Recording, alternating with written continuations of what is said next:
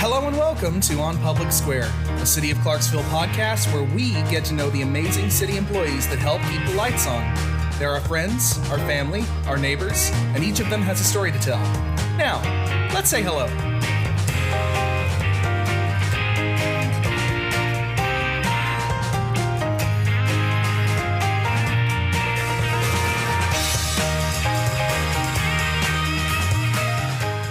Welcome to another episode of On Public Square. Today, I have some folks from the street department to talk about a whole bunch of things, and we're going to get right down to it. I have with me Orville.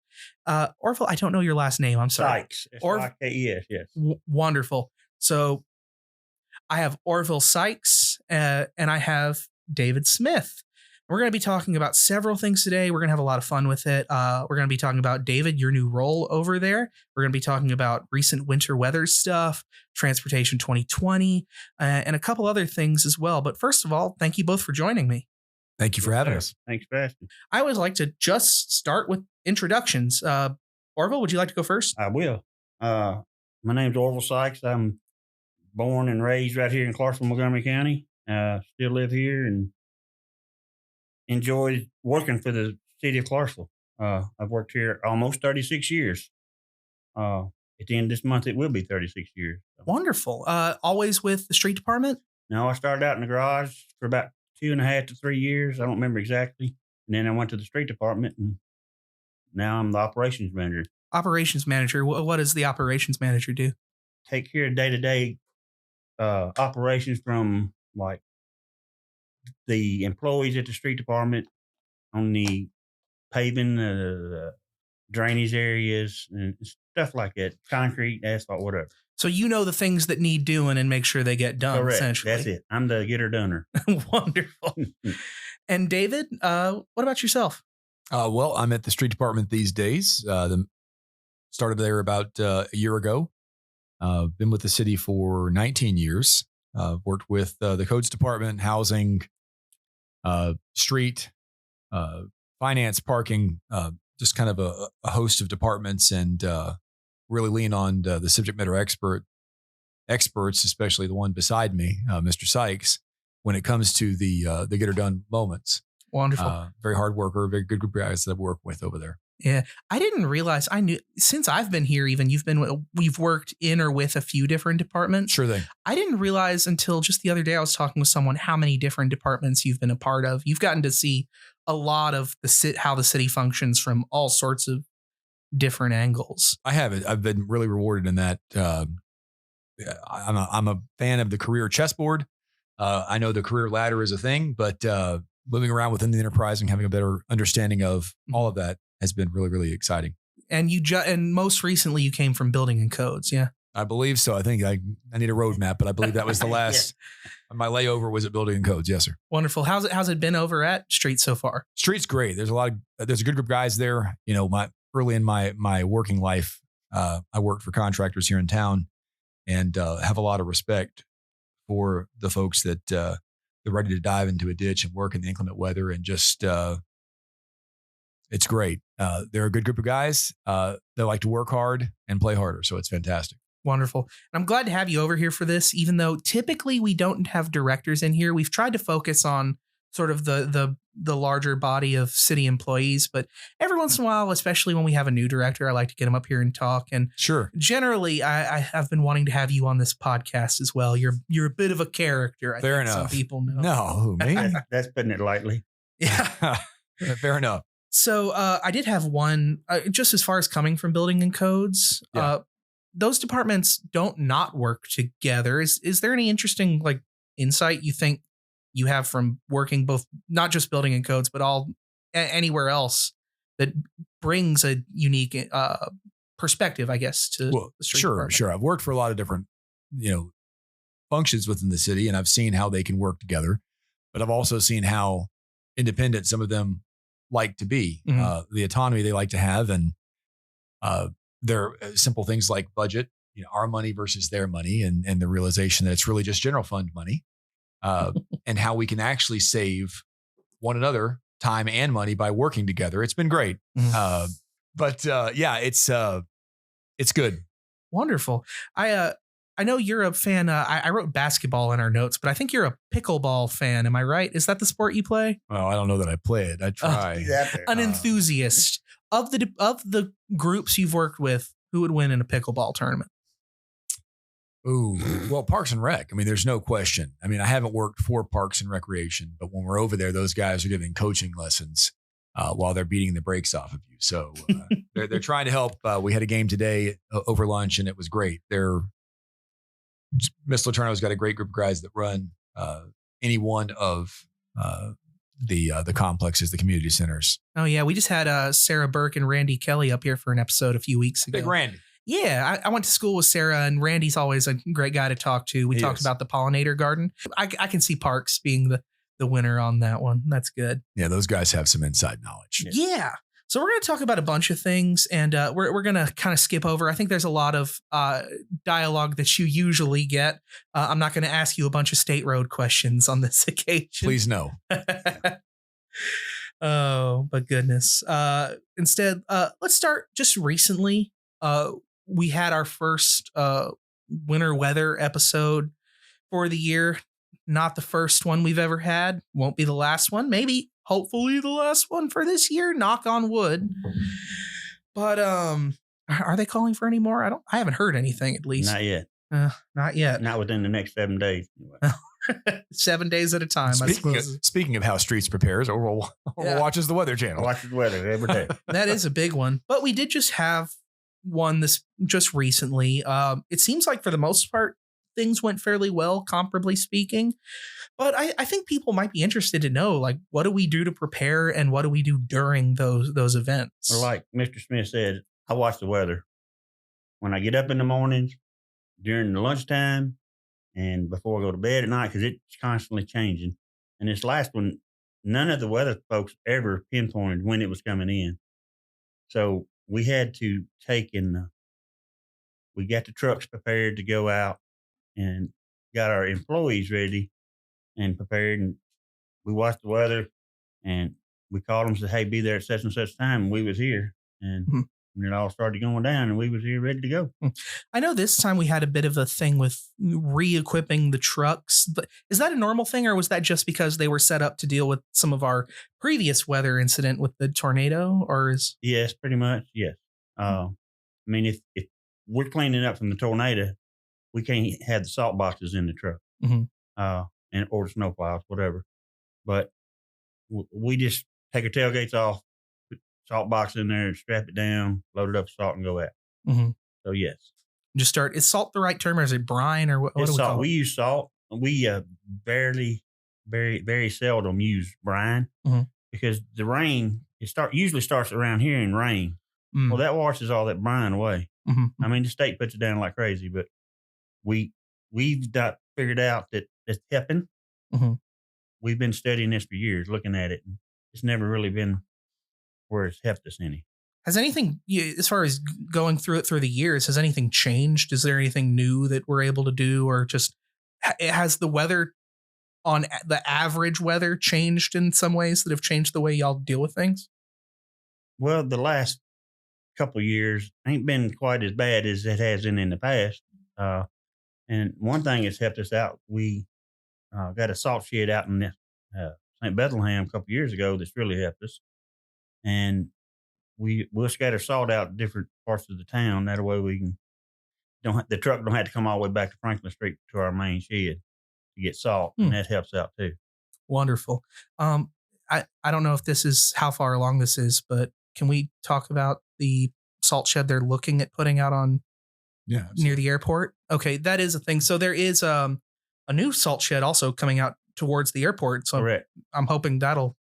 There's a lot of people out there nowadays. Yes, it's everywhere. There's houses everywhere now, so we pretty well cover the whole town. It ain't like it used to be, but we had a little old salt shed on Ringo Road, which Gas and Water is fixing to take out because they're going to put a sewer lift station or something in there. Okay, but it didn't hold that much salt anyway. So the one at the airport should help. Wonderful. As far as that, what areas are sort of the not hot spots, I guess, cold spots in this case? Well, we've over the years we've documented where mostly our problems are, Mhm. and we'll hit them first. Mhm. We got a map for all of our drivers, and the red lines they hit first. They just say the red line, and then the green line that is the secondaries, and but they do the hills and the main drags first, Yeah, hills, main drags, and and bridges. Mhm. The bridges is the first things we always hit. We hit Oh, them yeah. before it happens, really. Mhm. That's the first thing that's going to freeze over. Yeah, I remember I went to school in UT Martin, and whenever it was a bad snow came and the roads were frozen over, I was fine with everything except for that bridge over the river just before after Paris. Yeah. Just scared me to death going across that thing. I imagine. I remember one time I came home, I was dead set. It had been like finals week, and I was like, I don't want to be on this campus. And it was bad weather. And I had a little one of those Mustang GTs at the time that was the worst car possible for that weather. I made it the whole 2 hours back to my parents' house and then slid off their driveway when I got there. But to that end, any advice for folks? I know the real advice is if you don't have to drive in that kind of weather, don't stay home. If you stay out of the way, because I mean, if they're stuck on a hill, we can't get a truck through there, Mhm. and we have to either back a truck up there to them and try to get them out, and then we can go over the hill. But Mhm. it's just stay at home is the best thing you can say. Mhm. I would say operationally, when it came to the winter weather, we had some success this time, and we're told so by the police department and whatnot. The communication had improved, but a lot of it was having fresh people on the roads. In the past, the guys had worked 24 hours a day, had slept on cots at the shop, and were really just burning at both ends, and just taking the counsel from the subject matter experts that had done that, and they said, "There's a better way. Can we please try this?" And it was, let's bring the guys in, and it was impressive to come in, right as the weather was hitting and impacting, and everybody's arriving, and just out there, warming up all of the trucks in this severe winter weather, slipping across the parking lots, and just the diligence of the team, that they were eager to get out, where most folks would stay in and shy away. It was really rewarding. But so we had guys come in bulk. We really inundated the hot spots and whatnot, and then sent probably 2/3 of them home and kept a third of the crew on overnight. That crew then went home the next day, got rest. So every time we came, we had fresh legs, if you will. So it was good. And I can't say enough about the folks over at Streets as far as putting in the hours to keep people safe and get people out of their houses when they needed to. And we had a lot of people supporting that effort, I think, as well. I'd like to throw a shout out. You sent me an email a while back to our own CFO, Lori Matta, who brought some baked ziti, I believe, for the Streets team and Garage. Well, it turns out the roads were bad enough in the county that she could not bring the ziti, and it was prepared. But rest assured, we made the trip. We picked up the pans. I think we fed 50 guys. We had enough left over. We recognized how much we had, and called the city garage guys over, and that was great. We couldn't do what we do without the garage's help to keep our trucks up and running. So, I mean, my hat's off to those folks too. Oh, for sure. Billy and his folks are great. Correct. And that's another thing that I wonder if people realize just how much of a team effort at all levels. I mean, with that weather, I was in calls with all y'all, and it's everyone checking in multiple times a day to see what all we can do to help each other. And when our phones ring and it's Parks and Recreation or it's gas and water, and they say, "Hey, look, if you need my guys, if you need anything from us, please let us know." I mean, it's just it's the rapport the departments have. It's a really, and I've been with the city a long time. It's a really good group of folks that work really well together. There's not this contrast that there's been in some cases in the past. And I heard, I won't call anybody out, but back with the tornado stuff, which we'll be talking about soon, we're going to have Michelle Austin up to talk more about this. But we had the chance to talk with some of the FEMA representatives, and they were really impressed with us as a city. and that they said, and working together with the county too, they were like, we go into these cities that have disasters, and often bravado takes over, and you'll have city versus county mayors if that's a thing, or just CPD versus fire and so on and so forth, or not CPD versus fire, but other cities like their PD versus fire, and bravado can sometimes take over and people's. I can understand that. Yeah. You know, when in this circumstance, and I won't call any names, I would say that probably 85 to 90% of the damage took place in the city. And we had fantastic support. We had Mosaic Church, we had Life Point, we had 1,500 volunteers day one. We had Fort Campbell bringing trucks and so on. And when all of that assistance arrived, you know, I guess coming into it and again, talking to my pros, 90% of that should have gone to the city just based on the amount of damage and the resources available. But yeah, we were contending for that assistance with the county because obviously they want equal representation and they want their constituents taken care of promptly as well. Yeah. Well, I suppose on the other end, what I was kind of hearing was that there's not been as many times where they've seen as much cooperation. Oh, yeah. Apparently we fared very well. Yeah. Which I think is super cool. It was great to work together. Yeah, always. To that end, that's I don't think there's much else to cover as far as the winter weather stuff, unless either y'all have anything to add. Just be patient with us, guys. I mean, when we're out there, I mean, we can only do so much. We take care of the primaries first, and then we go into the secondaries, because if we get you out of the secondary on the primary and it's not clear, you can't go nowhere. Yeah. And I guess I will add in something that I think is kind of helpful. We do have traffic cameras around the city that are on the website that anyone can view. If you know you're going to have to go through an intersection that's typically busy and you just have to go out, check that camera at that intersection. I know between me and work is the Peachers Mill Providence intersection. If I have to leave the house in bad weather, I'm going to get on the cameras real quick and just see how the turn looks right there. Absolutely. And also see if CPD or fire, or if there's an accident right there, Cars try in the to leave ditch, it clear for them. anything like that. Yeah. If you've got cars pulled off to the shoulder, cars with hazard lights on, stuff like that, those are immediate indicators that it's a trouble spot. Oh, I live off of Helton Road down off of Peachers, and there's a curve in the road just as you're about to get to the Greenway. Yeah. That whenever it's bad weather, I'll see about eight flashing lights, at least 4 cars worth. And I'm just, nope, we're going to go the long way around tonight. That hill, that's a hill and about almost a full turn. And the whole shoulder's riprap. Yeah. Pretty much. It's not like you can pull off the side of the road. No, you're going to tumble if you try. Exactly. Not good at all. But moving on, so we've had a lot of talk lately, and especially as we're coming up on that time of the year when we start talking about what's going to get worked on this year with budget season. We're talking a lot about Transportation 2020 here recently. Now, I know we've talked Transportation 2020 plus to death, but it's a big program, and there's reasons we're always talking about it.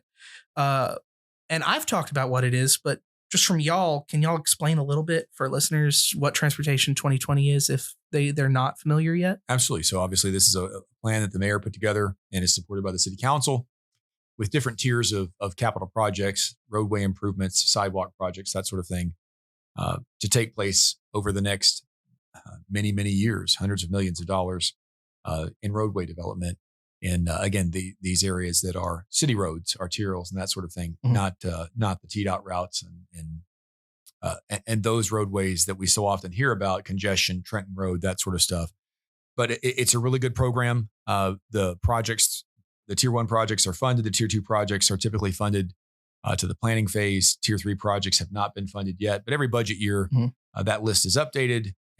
Projects are added. Well, I don't know that anything's been taken away.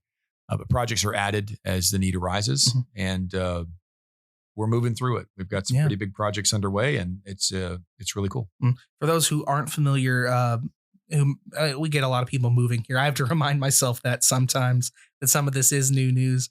The plan is divided into 3 tiers, right? With tier 1 being things that we're trying to get done as whence possible. Tier 3, these are things that as the earlier things start to become completed, we're going to move to those projects.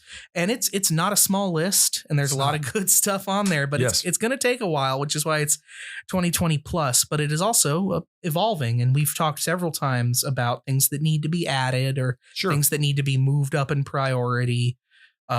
Sort of an evolving plan. Well, the buzzworthy ones we've got, again, to reference the aforementioned cameras, we've got cameras up at a lot of those projects. Spring Creek Parkway has a camera. We're moving a lot of earth out there. That's one of our biggest projects. The roundabout project that's underway in front of Glen Ellen Elementary, at Whitfield Road in Needmore, there's a camera there. So again, in addition to monitoring traffic, you can monitor the progress of the construction project. And there's signage up. In any one of those 2020 plans, there's signs up. We just finished up the exit 1 traffic signal for the eastbound traffic to appropriately egress from that area safely. That's coupled with the ramp lighting and the high mast, which should be up hopefully by the end of this week, maybe by the start of next week, which will just really, really light that entire area very well. You mentioned the lights, and I've heard a lot about that here recently. Sure. And it, of course, always brings up talking about, well, can we get one here? Is this a good place? How is that determined? Is this a place we need a light or not? I've often wondered that. Yeah, sorry, traffic. Yeah, signals. sure. Okay, so traffic signals. When somebody develops, obviously we have our own traffic assessments that have been done, and we monitor traffic patterns and that sort of stuff. And of course, we develop an itinerary of what needs to be done and where, based on just changing traffic patterns and developments. When we know a development is coming, and the development is such that it's going to adversely affect an intersection that's not signalized at the time, we require that the folks do an assessment and then a study. And the study might show there needs to be a full signal, there need to be additional lanes, that sort of thing. But the cost is borne by the developer for the signal installation. And then all that equipment gets deeded over to the city, and we maintain in perpetuity. But there are intersections that exist within 2020 that are just, hey, this is an area that's developed over time. You know, these small infill developments, in and of themselves, didn't generate enough, but in totality, they generated enough demand that a signal is supported. We need that. The one on MLK comes to mind as being a recent one, over near Farmers. Yeah, so that's we have one of the 2020 plans that's a tier 3 project, tier 2, 3 project is the Memorial Drive extension area, the widening of that, inclusion sidewalks all the way to Highway 76. And there's some rerouting that takes place in an effort to align to Old Farmers Road and some signals. And it's just a very, very elaborate plan. But in the meantime, we know we have a lot of queuing that was existing on the Memorial Drive extension roadway where it intersects 76. And, there are collisions and that sort of stuff. And it's just high speed collisions. So how can we, what can we do in the meantime to safely allow the traffic to traverse that area? And Mayor Pitts supported intermittent, or rather a temporary signal at that location. It looks great. You wouldn't know it's temporary to look at it. All the equipment's there. Does it stay once the entire project's done? Not sure. Maybe the need is there. Maybe the need's not there. So that's an area that I'm talked about Tiny Town earlier. That's another area that I just can't believe how fast it's growing out there near like Fire Station Road. And I don't know about the residential side, but it feels like there's a business opening over there like every week. There are a fair few. That's one of our intersection improvements is Fire Station Road, coupled with sidewalks. And again, any one of those projects that comes along isn't in and of itself enough to support the improvements, but it's something that we recognize that all 9 of these developments have taken place over the past 5, 6, 7 years, and suddenly a signal or some changes to the roadway pattern, an additional, dedicated left arrow or dedicated right arrow, suddenly almost mandatory. Yeah. So some of that's timing too. We have the big thing that just happened with retiming all the lights on Wilma. It's underway system. Well, it is there. There's an adaptive signal program that's coming through TDOT. It's been in the works for quite some time. We're very, very near. We're waiting for FHWA approval on the funding, and then we can get that started. I won't call it AI, but it's an advanced detection network where any amount of queuing and whatnot would automatically adjust the timing of the lights to allow more traffic in any one of those directions to traverse. Anybody that uses Waze or Google Maps, there's closures on a roadway and traffic reroutes. So a time of day event, something that's pre-programmed by us wouldn't help in those circumstances. And suddenly the traffic queue would back up. This detection stuff is pretty solid and would automatically adjust those to move traffic through. So when Dave and Buster's gets opened up, we can make it there. Oh, yeah. Well, that's part of that. That will be right along Spring Creek Parkway. So, yeah, we'll have a couple different ways to get there. I'm excited for Spring Creek Parkway. It's so hard from where I live just to get over to that side. And there's a lot of cool stuff opening up. But there's a really exciting couple of developments that will accompany Spring Creek development, Spring Creek Parkway. So, I don't know if people realize the side of that will, and I know it's a later bit of the project that will connect to Ted Crozier and some of the stuff that's happening over there. I don't know how far EDC is with their convention center they're building over there. I haven't heard any updates about that in a couple of years, but. Well, they spoke about it yesterday, and I know there's some, and whether this is or isn't for, public release, the VA is looking for a hospital location here in town. They're looking at several sites, and I think one of those sites is near that. And I think that is, that has the potential to be a catalyst for their plans. But another location is along Spring Creek Parkway. So, I mean, there are a number of contenders for that, and we want to make sure we stay ahead of that when we can. Yeah. Any projects that have been particularly exciting to you with it?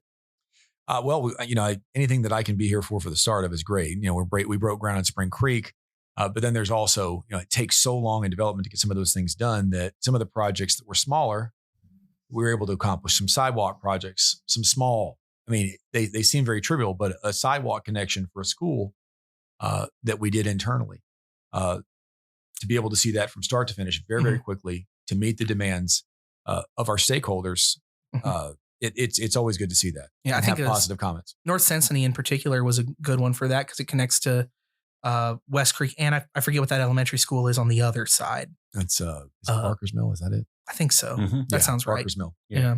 So that one connected to 2 school complexes and connected a lot of houses to it. We have 13 school-focused sidewalk projects, I think, within the 2020 plan, and all of them have absolute momentum. They're going to get done very, very quickly. And some of them seem so small. I've written about these a few times now, but some of them seem so small. Like there's one over at Northeast that's like the mayor's referred to it as a goat path a couple times. I think just because kids are already walking there, and it's worn down. But it was already just a spot between 2 people's fenced-in yards. Correct. Acquired that little bit of right of way, and it's only a couple hundred feet of sidewalk from what I know, but it's going to make a big difference. Well, so some of that, like that one was the Rossview sidewalk, and the goat path in question wasn't the area that the city already had land for. So when we went to the other area where the goat path was to support that, the owners wouldn't settle up. And we want these school-focused projects to be positive, and we want to avoid eminent domain and condemnation, obviously, anytime we can. So when we realized that 2 houses down or 3 houses down, we actually owned right-of-way to install a sidewalk. It was a much easier decision because we didn't have to take anything away from anybody, and we still created the same connection. So we had to revise the goat path a bit, but now it's a nice little concrete raised area that's ADA compliant. It's great. Yeah. There's been a lot of talk. There's been several days. I think this was a little bit before you started at Streets, but there were several days of everyone in a conference room and a big projection with a huge map and just, can you move this here? And well, what about this? Zoom in on this bit. And lots of strategizing. There has been a lot of priority assigned to some of these. And again, some of that's, we can get these, we can have some, some very early wins on some of these projects. Some of these are they're very long in the tooth. They're going to take some time to knock out. What about you, Orville? Is there a project you've been particularly excited about? Or even maybe, is there any that's maybe like, oh, this one would really help me out? I can't wait for this one to get done. I don't know about necessarily helping myself personally out, but those 2 sidewalks that we put in, one at Northeast to connect Glenhurst Way to Meriwether Road. I mean, that was real neat. To get the kids out of the road and put them on the sidewalk and whatever. And then also the one out there at Rossview Road, Cardinal Lane area.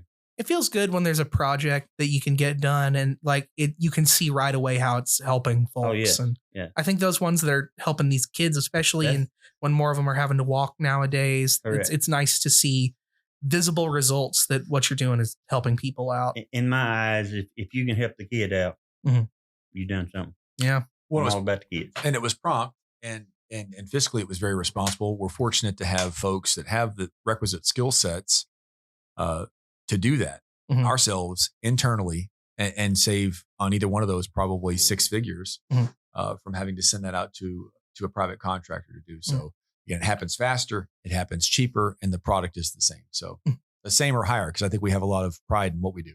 Yeah. Speaking of things that people are paying some attention to and are appreciative when they get fixed, we've been hearing a lot of talk about this lately. So I did want to just answer some of people's questions about pothole repair. And again, this kind of relates back to winter weather. And I know you guys are working hard on this aspect, which is why I wanted to kind of just let people know that while it is something that everyone is concerned about, some of it can take a minute. And what goes into, I guess, to start with the winter weather that we had recently, potholes form. I saw a diagram of kind of how that works and recently of how water gets trapped under the asphalt and all that kind of Freeze stuff. thaw. Yeah, sometimes it's the blade of the plow. Yeah. Asphalt, it gets stress cracks in it from over the years and the heat and all that. And that lets water gets down in underneath that top layer of asphalt. Mm-hmm. And with the freezing and thawing, it's raising it up and down, and it breaks the rest of the asphalt around, and that's what causes the sinkhole. I mean, the pothole, I'm sorry. Oh, no, you're good. To fix it, maybe temporarily, till we get out there and fix it properly, we put cold patch in it. Mm-hmm. And it ain't no permanent fix, but then we'll go out there when we have time and square it up with the saw and then put asphalt in it, hot made asphalt, and it's there then. Yeah. So. How do we hear it? Is it largely through someone calling and reporting, hey, there's a pothole here? Or is it, do we have people out scouting? We do have people out. Anytime my crew chiefs or anybody out, they're supposed to jot it down and give it to us at the end of the day, or if it's that bad, we'll send somebody out there at that time to fix it. Okay. Very cool. So yeah, just people understand that it can be a little frustrating when for me, it's when you almost hit one as much as anything, to just like, oh no moment. Yeah. But I think what's frustrating for me is to drive the routes, the main routes that everybody drives, and see the condition of some of the roadways. And I just need our stakeholders know the worst roads in town are not our roads. That the minute we have a problem, we patch it. The minute it's brought to our attention by a citizen, by a peer department, by CTS, the bus drivers, or whatever the case, or even our own guys out there looking, it's fixed. I know that TDOT has a lot on their plate, but the roads there are a lot of major problems within our community that are their responsibility. And I won't go through the total list, but Fort Campbell Boulevard, Madison Street, Warfield, Trenton Road, areas that see a lot of traffic where vehicles are often damaged, belong firmly to TDOT. And I can't send my guys out to patch that because, as a taxpayer, you've already paid to have that road maintained. And if I start using local tax dollars and local resources to do that, it's really unfair, I think, to our local folks. That's something I've heard you talk about a few times. And I think that it is important to remember, and I understand that for some people it's hard to keep up with which are state roads. Sure. There are maps in existence. If you're ever curious, if it's like highway number, then it's a state road. And we have several others in town. Those are something that the street department can't work on in a lot of cases. We have to leave it up to the state, to TDOT. And they have people you can contact as well. Same as if you might contact the street department about one of our city roads. But on top of that, I've heard you talk about that several times to the effect of it would be unfair to make people pay twice. And I think that's a super important point. Well, a lot of folks will say, well, we should widen Trenton. Trenton, how can we allow this to go on? Trenton Road needs to be widened. And is it possible for us to put local dollars? Well, yeah, absolutely. It's possible for us in any circumstance, with the city council's approval and so on, to do things like that. But again, you're asking your local constituent to pay twice. They've already paid. I mean, their taxes and whatnot should be enough to support the infrastructure. And I know that TDOT is working towards Trenton Road, an example, that's going to be widened. But their timeline for that, they're in right of way now, is upwards of 8 years before that project is, whether they break ground or complete within that window. And that's very, very far out. We're going to have a lot of stuff added within that time frame, and the roadway is already inundated. So yeah, recent projects like Buc-ee's and that sort of stuff that kind of, fell by the wayside. It was because of some of those state routes being insufficient that led to that. I'm glad. I was like, I wonder if we can talk about the beaver in this podcast. But Buc-ee's is great, but if you ask anybody that lives at exit 1 that sits in the traffic at Trenton and Tiny Town, all the way to Tylertown Road, can we add thousands of cars all day out there? They're going to say, absolutely not. Please don't do that. And not without major improvements. So maybe again, one day. Yeah, maybe one day. Maybe another exit. We'll Yeah. see. I was excited at the possibility, but that was a worrisome spot. It is. In a lot of, in several ways. But I do like visiting them when we go to East Tennessee or something along that way. Stop in Crossville, Cleveland. They are always busy. Everyone I've ever stopped They are is busy. so busy. Very, very successful. And we had plans. We have plans to award improvements to Tylertown Road that they were willing to help with.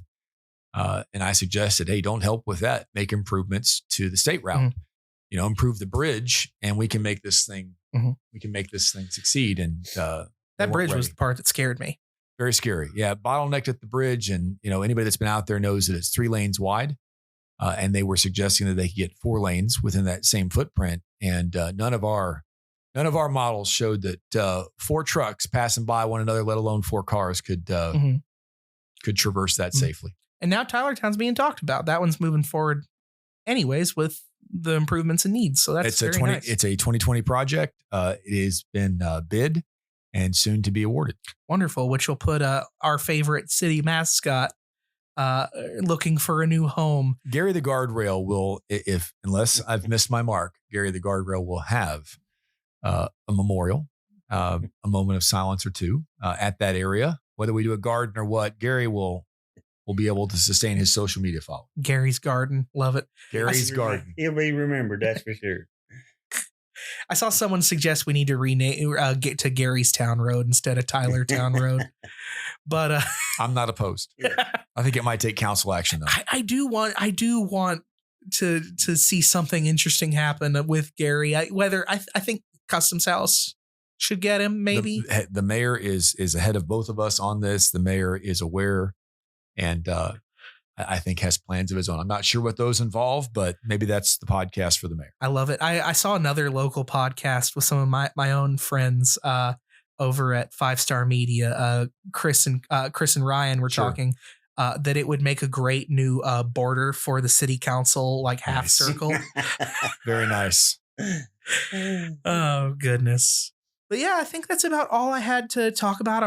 Just wanted to kind of go over some stuff with street department, and we haven't had streets up yet. So trying to get every department represented this year for this podcast and have a wide array of people up to talk. So again, thank you both for coming up and hanging out for a little bit. Absolutely. Thanks for having us. I try to end on a fun question. I've been kind of racking my brain on this one. David, you used to coach local football. Yes, sir. Do you have any Actually, as a matter of fact, this is a fantastic topic because believe it or not, Orville also coached at the same level that I did, and we've coached against one another. Really? Yes, really, sir. really. Where'd you coach for? Montgomery Central. Oh, my alma mater. Yeah. When'd you coach for Central? I went from the junior pro all the way up to the middle school, and then What years? He slept since then. Yeah, I have slept since then. My son's been out of high school for 2 years, so 6 years ago was my last time. What's your son's name? Logan Sykes. Logan played with my cousins, Daniel or Michael Lobdell and Nick Rye. Yeah. Okay. Those are my cousins. Did they both play for you? Yes, they did at one time. Yeah. Both of them played for me. Yeah. Maybe 1 year or something, but Orville was a very mean coach. Everybody loved me, especially the parents. Yeah. Well, I graduated Central in 2011, so I didn't see a good year of football. So when they were in, I was glad to see some good. The boys that I coached up, and I ain't saying it because of me, but there was a good group of kids, and they went and they had 4 good years of football. Very much so. Yeah, I think my senior year we didn't win a game, but that's been a minute. Yeah. So what I'm wondering is if you have any for local football hot takes. Who are we looking at as looking good for the coming year? Do you have any strong opinions that? Well, I've got strong opinions because I've got a group of boys that are coming up strong that should be juniors this upcoming year. The killer was one of the things Orville mentioned was the continuity. Those boys came up together, played together all those years, and they had success because they knew the strengths of one another and they could rely on one another. I coached at Rossview for about 10 years. And to the detriment of that same kind of template, Kirkwood opened up, and half the team that I used to coach went to Kirkwood, half the team went to Rossview. So that continuity is now broken. But those players, they're great. I love to go to both games and follow up with them. Just an absolute blast to see them, come from, as Orville can tell you, from young men or boys even to grown men leaving the field with jobs and beards and driving away. It's just, it's a wild transition. And we actually have, several of the people that played football for Orville work at the street department and have had success. Gas and Water, some of the boys that I coached have been hired out there, and it's really exciting. One of my cousins who played for you, Nick, he's working with CDE now. Yes, I've seen him at the park opening over on in New Providence at the grand opening. He was over there. I think he's intern or something then. Not anymore. He's with them. He's full time. Well, good. Is that Hayden's? Yeah. Nick's good people. I coached him also. Yeah. He's a knucklehead. Anybody that works for Brian Taylor, knucklehead. Yeah, that's not automatic. Oh, goodness. To which I have one. Okay, let's go. So last episode was with IT, and we got to talking about cybersecurity and bad examples of quote unquote hackers in movies and TV. There's a lot of high school football in TV and movies. Good example and bad example of this is really what it's like coaching and playing with high school football versus this is silly. This is all TV. You got a favorite football TV show? Well, I really liked Friday Night Lights, the television show. It was good. I liked that too. I absolutely loved the film Varsity Blues. I thought it was absolutely great. And I know that's Texas and that's football land out there. But I love the whole scene. And I saw from time to time, driving around the nation and it doesn't happen here. And maybe when Clarksville was smaller, it did. But when you go to these small communities outside of Tennessee that are the one-horse towns, if you will, and the town shuts down. Paris, Tennessee does it. Yeah. Henry County, when they have a football game, the doors are closed and they'll have it on at the football game. And it's just so cool to see the communities rally behind those teams. And whether you believe it or not, it makes an absolute difference to have that support. And you see that in films like Varsity Blues and Friday Night Lights. And it's cool. I think we still get that out at Montgomery Central. It's out in the county. That community's real tight out in Cunningham. Especially when they got a good season. Yeah. And when my son was playing, the stands was packed on the home side all the time, every night, every Friday night that we was there. I didn't go to games when I was in high school. I did for those years. Yeah. So. But that's very cool. Yeah, wonderful. Well, again, thank you all so much for coming up. Do you have anything else you want to add or anything else we missed? No, I just want to look forward to the upcoming awards for the employees. We've recognized some rising and shining stars. Very excited about that. We've got some good candidates this year that are being recognized, and look forward to seeing those guys grow. They're high performers, and we want to coach them up. For the most part, we got a great bunch of guys we work with every day that works for us. Love it. It's a pleasure to come to work. All righty. Well, thank you guys so much. I think we'll call it here. Thank you all for tuning in for another episode, and we'll see you next time on Public Square.